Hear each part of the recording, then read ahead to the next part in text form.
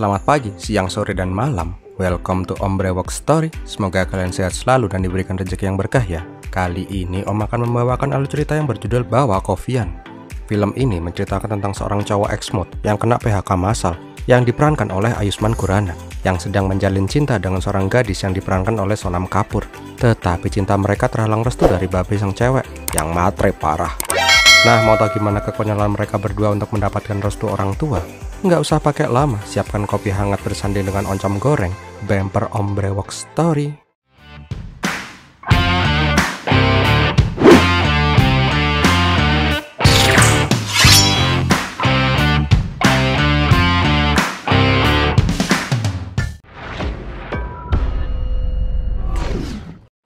Awal kisah diperlihatkan mas-mas yang lagi belajar nyupir yang bernama Mohit Chadha. Mohit curhat sama instruktur sopirnya kalau kemungkinan dia akan mendapatkan promosi jabatan. Jadi dia pengen punya mobil sendiri, masa bos naik motor terus. Di tempat lain diperlihatkan mbak-mbak cantik yang lagi jogging siang-siang. Nggak takut hitam ya mbak? Ternyata itu adalah Mera Sehgal, pacar dari Mohit. Di sini terlihat Mohit tinggal patungan dengan teman kantornya biar ngirit, sedangkan Mera tinggal bersama ayahnya. Walaupun Mera lebih tajir, tetapi dia nggak masalah kalau dijemput pakai motor sama Mohit. Dan keseharian itu sudah menjadi rutinitas mereka di setiap pagi. Siang harinya diperlihatkan ibu-ibu yang membagikan amplop kepada semua karyawan. Di sini Mohit merasa yakin kalau kali ini dia pasti akan mendapatkan promosi jabatan. Pas dibuka amplopnya, Imi merasa kesel karena gajinya cuma naik dikit. Sedangkan Mohit langsung berteriak, "Halo semua budak korporat di kantor ini, sambutlah senior manager kalian yang baru." Nah, setelah tahu dia naik jabatan, Mohit langsung kredit mobil dong. Nggak lupa dia juga langsung mengajak Mera untuk memecahkan kelapa untuk selamatan mobil kreditan baru Mohit. Gak lama mereka sampai di mall untuk shopping. Di sini Mohit langsung pamer kartu kredit gold miliknya. Mera jelas saja seneng banget dong dengan semua pencapaian pacarnya itu. Pas lihat-lihat toko sepatu, Mera langsung kambuh penyakit shopaholiknya. Dijelaskan di sini, Mera itu selalu beli barang-barang branded. Kalau seminggu dia nggak shopping, dia bisa demam, muntah-muntah, dan ingusan. Pas mau membayar tuh sepatu, Mera mengeluarkan kartu kredit platinum miliknya. Yang mana itu kartu yang lebih sakti daripada kartu remi. Shopping udah, jalan-jalan udah. Nah, pas ngemil di resto, Mera menanyakan kepada Mohit tentang kelanjutan hubungan mereka. Ayah Mera selalu mengenalkan dirinya dengan cowok-cowok tajir pilihannya. Mera pengen Mohit segera melamarnya. Kalau enggak, dia bakal dilamar sama juragan kerupuk. Pas pelayan memberikan bil, Mera langsung cengar-cengir sendiri karena ada cincin di sana. Ternyata Mohit sudah mempersiapkan semuanya. Dia melamar Mera dan mengajaknya untuk menikah. Nggak lama mereka pun cabut dari mall. Nah, masalahnya sekarang adalah bagaimana cara bilang ke babenya Mera. Di sini Mera langsung mencoba menelpon babenya dari mobil barunya Mohit. Yang plastik joknya aja belum dibuka dong. Om juga ada temen yang kayak gitu sih. Udah 1 tahun lebih plastik jok mobilnya belum dibuka. Biar kelihatan baru terus katanya. Padahal Om tahu kalau dia nunggak bayar angsuran. Om kok malah julid ya? Sorry ya, Randy. Tetapi babenya malah marah-marah. Ternyata Vinod yang bekerja sebagai PNS senior malah dimutasi. Padahal sebulan lagi dia mau pensiun. Dengan ngamuk-ngamuk, Vinod bilang kalau dia nggak terima. Dia pengen resign aja daripada dimutasi-mutasi terus. Karena momennya nggak pas, Mera akhirnya nggak jadi bilang sama babenya. Sedangkan di kantor, Vinod yang emosi memanggil asprinya Pak Gusran. Di sini, Vinod meminta Gusran untuk menuliskan sebuah surat pengunduran dirinya. Pak Gusran mah ngikut-ngikut aja, tetapi dia malah nyeletuk. Nggak sayang bos sama gaji pensiun, tinggal sebulan lagi nih loh, malah resign. Mendengar itu, Vinod baru sadar deh kalau emosi sesaat bisa menghancurkan hidupmu. Malam harinya, Mohit mengantar Mera pulang. Karena udah kemalaman, Mohit berniat menemani Mera menemui babenya. Sialnya, Vinod keluar dengan tangan kelipet dan cemberut. Pose yang membuat semua cowok pas lagi ngapel langsung deg-degan. Di sini Vinod marah-marah sama Mera, dan kampretnya lagi, Vinod nggak nganggap Mohit ada di sana. Vinod juga lupa sama Mohit karena emang Mohit nggak penting di matanya. Nah, karena sekarang udah jadi senior manager, Mohit dengan pede memperkenalkan diri ke calon mertuanya itu. Tetapi walaupun sekarang udah mentereng jabatannya, Vinod nggak peduli dan mengusir Mohit. Keesokan paginya, Mera menelpon Mohit dan mengajaknya untuk ikut piknik bersamanya agar Mohit bisa mengambil hati babenya. Singkat cerita, mereka pun piknik di taman. Tetapi di sini, Mohit malah cuma dijadiin kacung doang. Disuruh bawa-bawa barang, disuruh pasang payung, bahkan pas main frisbee dia disuruh nyemplung ke kolam. Nah, pas mau main kartu, Mera meminta Mohit bilang ke babenya kalau dia hendak melamar dirinya. Tetapi Mohit nggak mau. Dia takut sama babe galak. Karena terus dipaksa, Mohit pun akhirnya berkata, "Gini om, aku mau aku minta kartunya om aja, minta kartu aja om." Nah, karena Mohit pengecut, Mera akhirnya bilang kalau Mohit mau melamar dirinya. Mendengar itu, Vinod langsung ngambek dan pergi dari sana membawa semua keranjang bekal. Jelas aja Mera dan Mohit langsung mengejarnya dong. Tetapi Vinod bilang, "Kau ingin menikahi putriku? Punya apa kamu? Berapa gajimu? Enak aja." Sesampainya di mobil, Vinod langsung memaksa Mera untuk pulang, meninggalkan Mohit sendirian yang bingung. Malam harinya, Mera kembali menanyakan sikap ayahnya tadi. Tetapi dia berkata bahwa dia pengen melihat Mera bahagia dengan menikahkannya dengan orang yang tajir, minimal pemilik perusahaan, bukan karyawan kayak Mohit. Vinod juga mengatakan kalau seumur hidupnya dia bekerja sebagai PNS, tetapi gajinya nggak gede-gede amat, jadi dia nggak mau Mera juga nikah sama karyawan. Bahkan Vinod juga sudah mempersiapkan beberapa calon yang akan dikenalkan dengan Mera. Tetapi Mera bilang, "Pokoknya aku maunya sama Mohit, kalau nggak Mohit emoh." Keesokan harinya terlihat Vinod yang datang ke kantor Mohit. Niat kedatangan dia adalah ingin menyelidiki Mohit dan pekerjaannya. Nah, pas dapat telepon dari Vinod, Mohit langsung jiper dong. Tanpa pakai basa-basi, dia langsung bertanya gaji Mohit sebagai senior manager. Pas Mohit bilang gajinya 50.000 rupiah, Vinod langsung ketawa karena gaji Mera jauh lebih besar daripada gaji Mohit.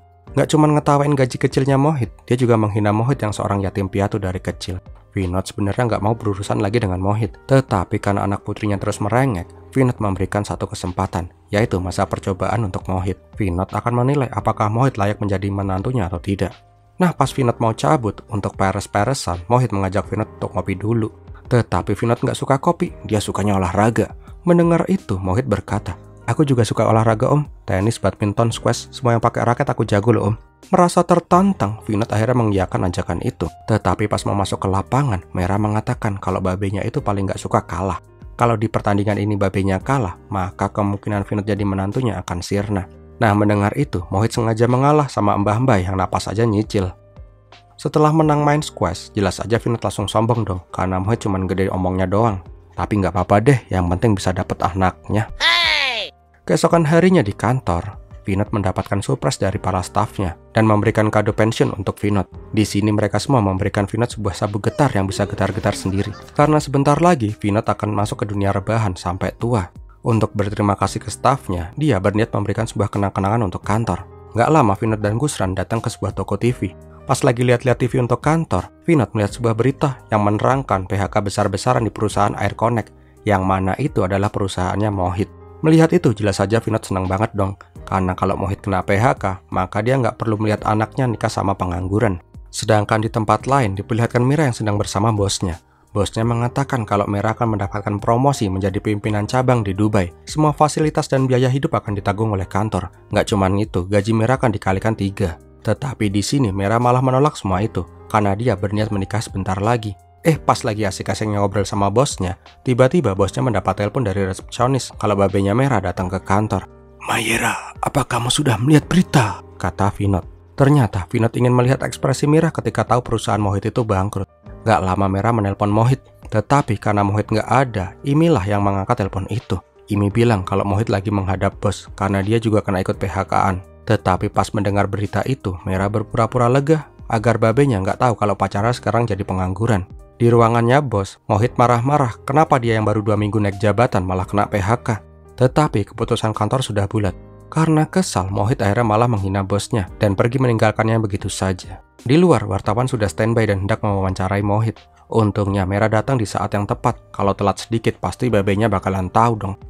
Di sini Mohit jelas saja kesel banget, tetapi Mera mencoba menenangkannya dan berkata semua akan baik-baik saja.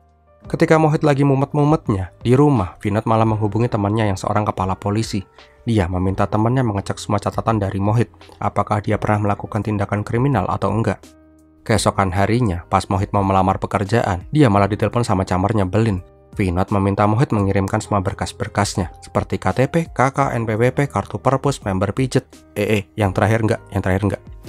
Karena nggak punya pilihan lain, Mohit pun mengiyakan permintaan Vinod itu.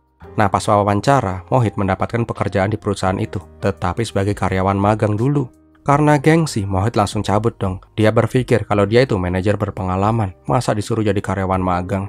Karena itu, Mera menyarankan Mohit mendaftar ke perusahaan kenalannya. Tetapi Mohit kembali nggak mau, karena itu perusahaan pakaian dalam. Apa kata dunia? Mohit Cada bekerja di perusahaan pakaian dalam.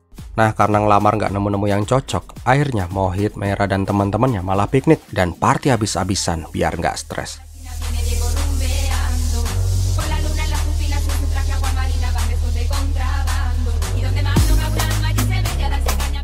Konyolnya, Mohit yang pengangguran malah foya-foya menggunakan kartu kreditnya. Bahkan dia traktir teman-temannya dong. Saran dari Om sih ya, baik boleh, tapi jangan on ya. Udah tahu nganggur malah foya-foya.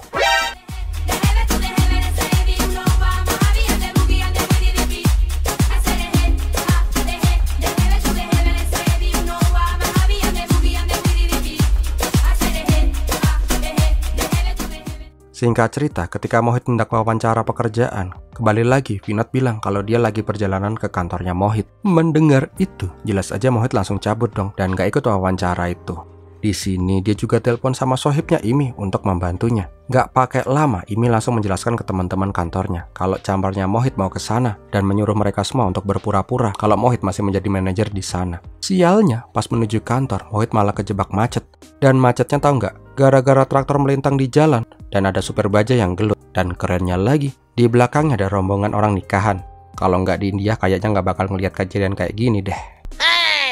Di saat bersamaan, Vinod sudah sampai di kantornya Mohit. Pas masuk, dia langsung disambut sama Imi agar nggak menuju ruangan manajer. Untungnya Mohit bisa datang tepat waktu. Tetapi karena nggak mau ketahuan, dia pun mengendap-endap udah kayak curut. Curut. Sialnya dia malah kegap sama bosnya yang kemarin dia hina. Ibu, gimana kabar bu? Tambah cantik aja si ibu nih. Nah untungnya Mohit bisa pas banget sampai di bekas ruangannya.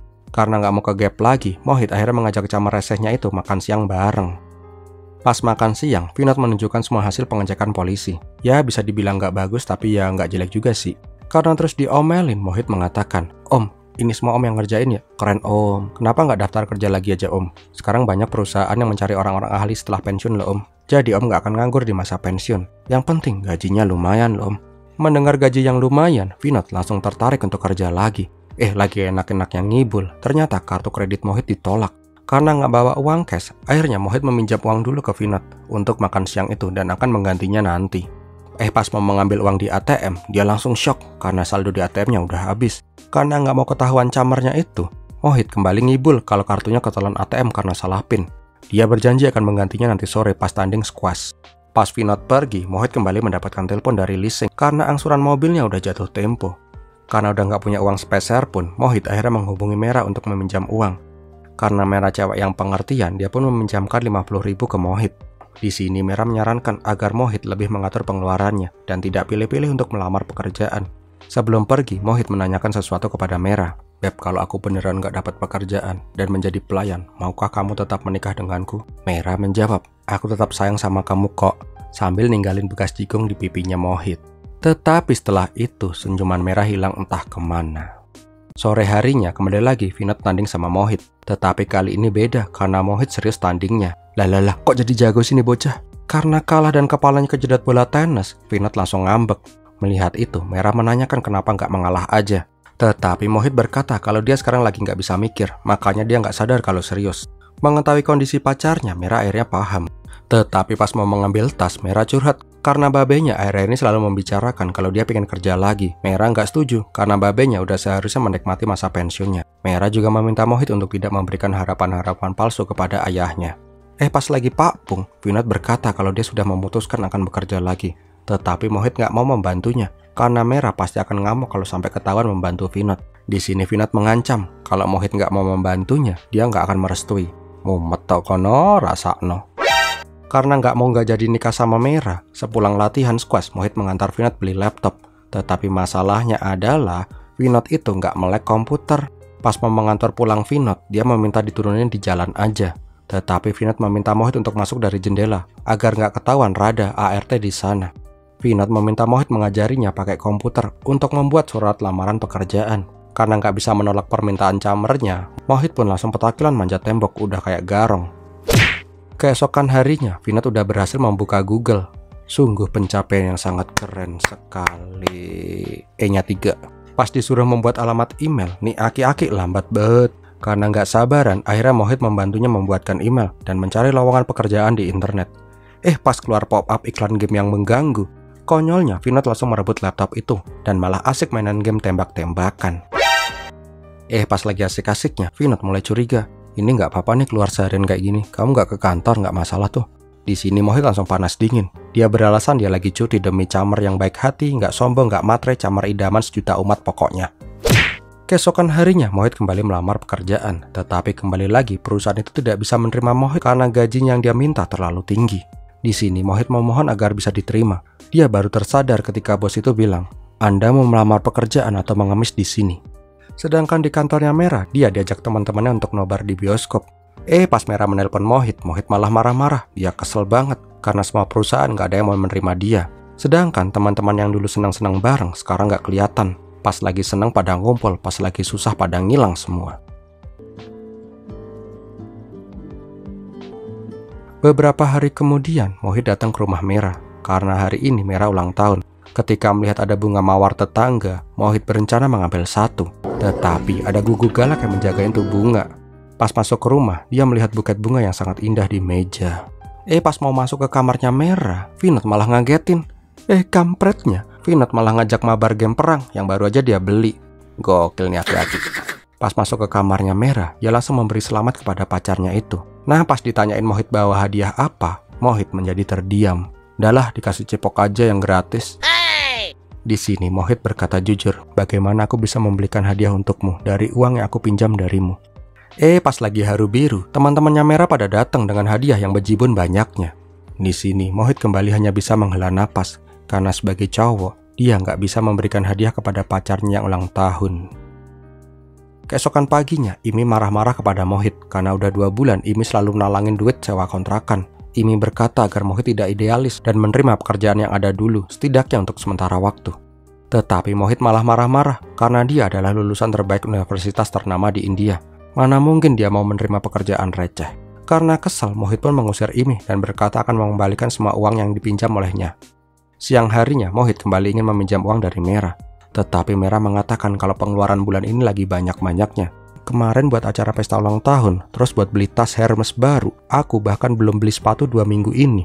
Belum lagi tabunganku habis, kemarin dipakai kamu buat bayar tagihan kartu kreditmu, angsuran mobilmu.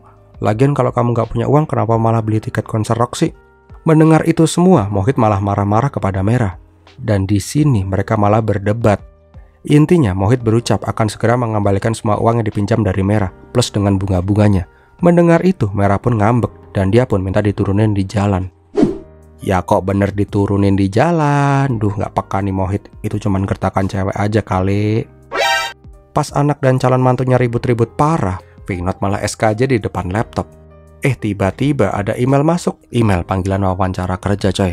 Sedangkan di tempat lain terlihat Mohit di bengkel mobil. Ternyata dia pengen oper kredit mobilnya. Gak lama Vinod menelpon. Dia mengatakan kalau dia dapat panggilan wawancara. Dia juga meminta Mohit datang ke rumahnya jam 5 sore ini. Gak lama Vinod juga menelpon Merah. Dia meminta Merah untuk pulang cepat. Paling mentok jam 6 udah harus sampai rumah. Kebetulan banget, tiba-tiba Mohit udah sampai di ruangannya Merah. Di sini Mohit langsung memberikan uang 80.000 rupiah pinjamannya plus bunga kepada Merah. Dia juga meminta Merah merinci semua pengeluaran selama mereka pacaran yang telah dikeluarkan untuk Rohit. Dia akan mentransfer kekurangan itu. Di sini terlihat Merah sangat kecewa dengan perlakuan Mohit itu. Di saat yang bersamaan, Vinod diantar oleh Gursan datang ke toko perhiasan. Di sini Vinod sudah mengakui kalau Mohit itu sudah lolos masa uji coba dan berniat memberikan cincin pernikahan untuk anak dan calon mantunya. Ketika babenya sekarang udah setuju, Merah dan Mohit malah memutuskan untuk putus aja. Pas Mohit keluar, Merah ikutan keluar. Dasar cewek cuman di mulut aja kejam, tapi baper juga kan pas diputusin. Lihat dong tuh Mohit kuah, ya noleh juga ternyata. Baru juga dipuji-puji malah ikutan baper dia. Sore harinya walaupun udah putus sama Merah, Mohit tetap datang untuk membantu Vinod. Nggak lama Merah datang. Di sini mereka sama-sama canggung. Nah pas didudukin di ruang tamu, Vinod bilang kalau masa percobaan sudah selesai. Mohit sudah direstui menjadi menantunya. Pas disuruh pakai cincin itu, semua malah pada diam-diam baik. Akhirnya di sini mereka berkata jujur kalau mereka tadi siang udah putus. Mohit juga bilang kalau udah 2 bulan ini dia jadi pengangguran dan selalu minjem duit dari Merah. Mendengar itu, Vinod menjadi marah besar dan mengusir Mohit. Dengan rasa kecewa, Mohit keluar dari rumah itu. Sedangkan Merah langsung embat nasi biryani. Emang sih kalau lagi galau parah enak itu makan. Lah, maamnya jangan sambil nangis mbak, keselak nanti. Keesokan harinya, Merah kembali menemui bosnya untuk menanyakan tawaran promosi ke Dubai. Akan tetapi posisi itu sudah diisi oleh orang lain. Tetapi karena kinerja Merah yang TOP-BGT, bos botak itu memberi satu lagi kesempatan. Dia meminta agar Merah memimpin meeting di Dubai selama 1 minggu. Kalau hasilnya memuaskan, Mira lah yang akan dipromosikan menjadi pimpinan cabang di Dubai. Sedangkan di tempat lain, Mohit terlihat sedang mengapaki semua barang-barangnya. Pas Imi pulang, dia kaget. Mohit juga memberikan semua uang pinjaman dan tunggakan kontrakan ke Imi. Imi jelas saja meminta maaf karena dia sudah berkata kasar kemarin. Tetapi Mohit sudah memutuskan untuk hidup baru di tempat lain, membuang semua kejayaannya dulu. Di Dubai diperlihatkan bahwa Mira berhasil menghandle meeting yang sangat besar. Gak lupa jogging dulu di Dubai. Sedangkan Mohit terlihat pindah dari apartemen ke kos-kosan kecil. Suatu hari Mohit datang ke sebuah kafe. Ternyata Mohit mendaftar sebagai manajer di kafe itu. Di sini Mohit harus mau membuang semua gengsinya. Sedangkan Mira yang lagi belanja di mall tiba-tiba membayangkan sosok Mohit. Cie, kangen. Om, kalau Vinod gimana om? Kalau Om Vinod kayaknya sih juga baper kehilangan Mohit. Tetapi tahulah, dia tuh gengsinya gede banget. Sampai suatu hari terlihat Vinod yang kembali ke toko perhiasan untuk menjual cincin pernikahan yang dia beli. Di sini Gursan manas-manasin Vinod. Untung aja ya bos, tuh cewek penipu nggak jadi nikah sama Mira. Kayaknya dia emang niat nggak bener deh. Buktinya walaupun dia udah putus sama Mira, dia masih bantuin bos buat bikin lamaran pekerjaan. Pasti ada maunya tuh. Mendengar itu, Vinod langsung terdiam dan dia nggak jadi ngejual cincin nikahnya itu. Vinod menyadari walaupun Mohit sudah putus dengan Mira, tetapi dia masih mau menepati janjinya membantunya untuk membuatkan surat lamaran pekerjaan. Akhirnya Vinod berniat mempersatukan lagi Mohit dan Mira. Pas sampai di rumah, Vinod kaget ketika Mira meminta pasportnya. Ternyata Mira berhasil meyakinkan bos botak untuk menjadikannya pimpinan cabang di Dubai. Dia berencana akan mengajak ayahnya untuk tinggal di Dubai. Di sini dia malah jadi bingung. Pas mau ngendamein, malah ada aja halangannya. Akhirnya dia mengetes Mira. Vinod berpura-pura masih marah sama Mohit. Dia mengancam akan menghubungi temannya yang kepala polisi biar menangkap Mohit atas tuduhan penipuan, biar Mohit habis di penjara. Tetapi di sini Mira nggak mau dan malah membela Mohit. Duh, kayaknya masih ada rasa nih. Vinod juga meminta Gusran gimana pun caranya agar bisa membatalkan tiket ke Dubai miliknya dan Mira. Nah, sekarang tinggal gimana si Mohitnya ini? Karena nggak bisa dihubungi, keesokan harinya Vinod pun datang ke kantornya Imi. Dia mengancam akan mengubek-ubek Imi kalau nggak ngasih tahu lokasi Mohit. Karena takut sama om-om sangar itu, Imi pun langsung meminta guru mengantarkan mereka ke tempat Mohit bekerja. Singkat cerita, Vinod sampai di kafe tempat kerjanya Mohit. Di sini dia tetap aja songong sih ya. Watak kelihatannya. Dia langsung menghina Mohit kalau dia cuma penipu dan sekarang malah menjadi pelayan di toko kopi. Di luar sambil Vinod kembali menghina Mohit. Bahkan dia sengaja menumpahkan kopi dan ngasih receh sebagai tips. Pas Mohit udah kesel parah, Vinod berkata, "Kamu itu hanya benalu untuk anakku. Aku bersyukur kalian gak jadi nikah. 3 jam lagi aku dan Mira akan pergi ke Dubai. Kami akan tinggal di negara orang-orang kaya. Aku saran dan memperingatkan, kamu jangan pernah menemui Mira lagi, atau aku akan menyuruh temanku yang kepala polisi untuk menangkapmu. Camkan itu, camkan itu." Pas Vinod pergi, Mohit merasa kesel banget dong. Gak lama anak buahnya datang untuk menenangkan Mohit. Tetapi kayaknya Mohit udah gedek banget. Beberapa saat kemudian, Vinod sampai di rumah. Disambut Mira yang ngomel-ngomel karena 2 jam lagi mereka udah harus sampai di bandara. Sialnya, Gusran gak berhasil membatalkan tiket ke Dubai seperti yang diminta oleh Vinod. Sekarang Vinod cuma bisa pasrah karena dia gak bisa mendapatkan mantu yang baik kayak Mohit. Dia pun menyesal karena selama ini dia melihat calon menantunya hanya dari seberapa kayanya mereka, tetapi tidak menghiraukan seberapa berkorbannya mereka kepada Mira. Pas lagi sesi curhat itu, tiba-tiba ada suara Mohit. Ternyata bener, Mohit diantar karyawannya naik motor untuk menyusul Mira. Di sini Vinod girang banget dong, karena rencananya manas-manasin Mohit berhasil. Dia langsung menyuruh Gusran untuk mengambil senjata, biar berpura-pura ingin mengusir Mohit. Di sini Mohit udah nggak peduli lagi sama Vinod. Dia teriak-teriak memanggil Mira. Mira, Mira, Mira. Dan jelas aja, Mira yang lagi mewek tapi narsis di depan cermin langsung pergi keluar ketika mendengar suara dari Mohit. Pas Vinod mau pura-pura ngebukin Mohit, dia berkata, "Pak, aku mencintai putrimu dari lubuk hatiku yang terdalam. Aku tahu kalau sekarang aku miskin, tetapi aku akan berusaha membuat anakmu bahagia. Itu janjiku." Mendengar babenya masih menghina Mohit, Mira pun berkata, "Papa cukup. Papa tahu seberapa berkorbannya Mohit untukku. Dia rela mengalah di pertandingan squash walaupun dia dulu timnas squash India. Dia rela mencari kerja demiku. Dia rela berbohong kepadamu demi diriku. Salahkan saja aku, Papa. Aku, Papa." Dan mereka pun berpelukan. Lalalah, koplak dipokap-pokap. Di sini, akhirnya Vinod menjelaskan semuanya. Hinaan itu cuma ujian seberapa besar cinta mereka. Dan Vinod pun merestui hubungan mereka. Tetapi sebelum itu, ada hal yang lebih penting, yaitu wawancara pekerjaannya Vinod. Ngeheknya, Vinod malah pakai safari untuk wawancara. Jelas aja Mohit langsung menyuruhnya pakai jas dong. Karena nggak punya dasi, Mohit, Mera, dan babenya bonceng 3 kayak cabe-cabean ke kosnya Mohit untuk mengambil dasi.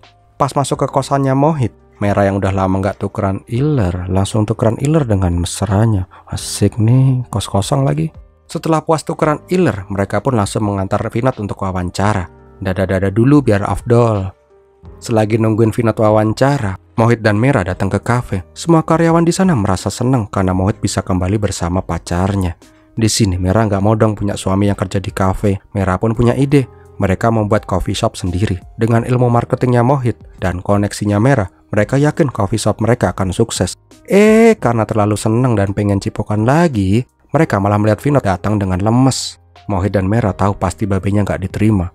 Tetapi Vinod cuma ngeprank. Dia berhasil diterima di perusahaan sebagai analisis keuangan senior. Dan filmnya pun berakhir happy ending deh. Wow, gimana film ini sob? Banyak loh pembelajaran dari film ini. Jangan memaksakan kredit kalau kondisi keuangan kalian belum mampu. Keren enggak, nyesek iya. Sama sudut pandang dari Vinod nih. Setiap orang tua pasti nggak mau anak yang udah digedein dari kecil hidup susah pas nikah sama cowoknya.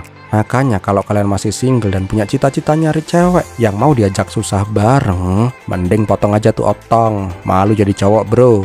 Ganti kata-katanya, jangan susah bareng. Cewek nggak mau diajak susah, tetapi berjuang bersama. Itu baru keren. So, bagi kalian yang suka dengan video ini, silahkan untuk like, komen, dan share. Jangan lupa yang belum subscribe untuk subscribe dan klik lonceng notifikasi agar kalian gak ketinggalan video-video terbaru dari channel Om Brewok Story. Terima kasih sudah menonton. Om Brewok Spam, biar melatihin.